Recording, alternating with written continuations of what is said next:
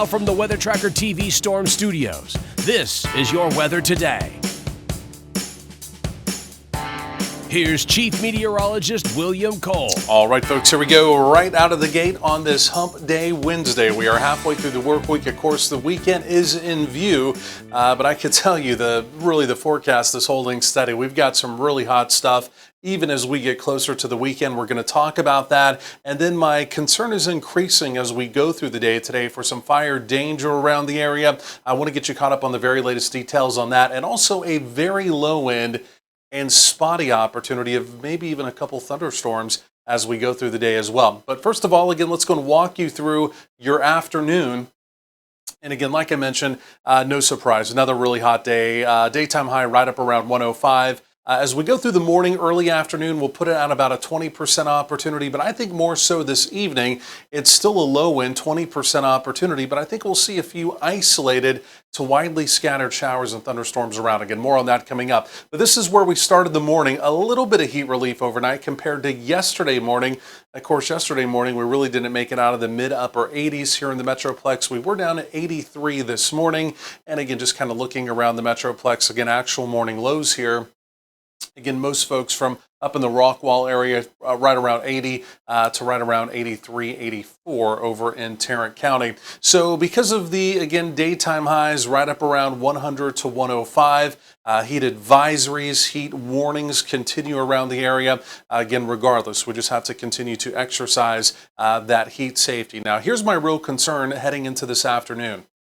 It is this red flag fire danger warning. And we started talking about this yesterday, and there were some concerns with fire danger yesterday as well. Of course, we're going to have temperatures well over 100. The soil moisture has dried up and the vegetation is turning brown. But the real kicker for today is that we're going to have a southerly breeze kick in, and it may be gusting over 20 miles per hour. So because of that, any fires that start today would have a rapid spread potential. So do your part. Again, no outdoor sparks. Don't throw the cigarette butts out the window. And again, if you do see or smell smoke, of course, call 911 right away. Now, speaking of rain and even a little bit of thunderstorm activity, we've had a little something showing up on the radar as we've gone through the morning hours. In fact, look off to the northwest here.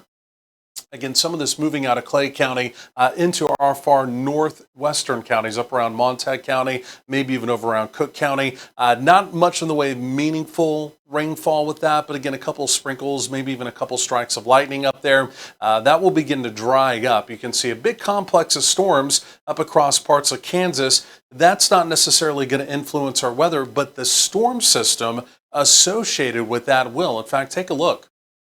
You can see this area spin. Now, this is currently moving out of parts of Colorado, and especially for August, we're not typically talking about storm systems like that. We're typically talking about our summer heat dome, but our summer heat dome has flattened out for at least one more day. It's going to allow that storm system to at least get close enough to us here in North Texas that we're going to have a very weak surface boundary scoot in later today. And again, I think this evening along that boundary, one storm, two storms, maybe three storms go up, quick opportunities of some heavy rain, a little bit of lightning, and essentially that's all she wrote. But again, officially from the Storm Prediction Center, they are highlighting this area red. Again, I think it's going to be somewhere between our northwestern counties, and I think maybe even more so possibly in the Metroplex. Again, if a storm were to go up, could it have some gusty winds? Again, typically in the summer, storms go up, they begin to collapse and they put out some downbursting winds. That would be the real concern, right? So through the afternoon, it's still about a 10% opportunity,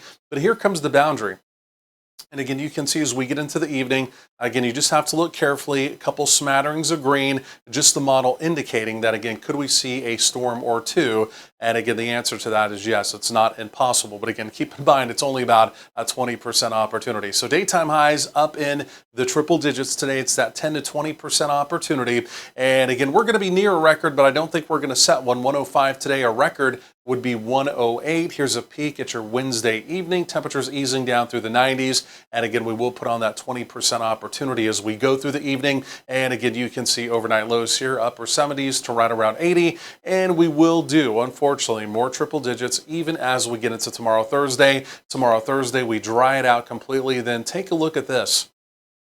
As we go forward in time, we're talking more so about temperatures around 106 to 107. So that's a real deal heat wave there as we head into the weekend.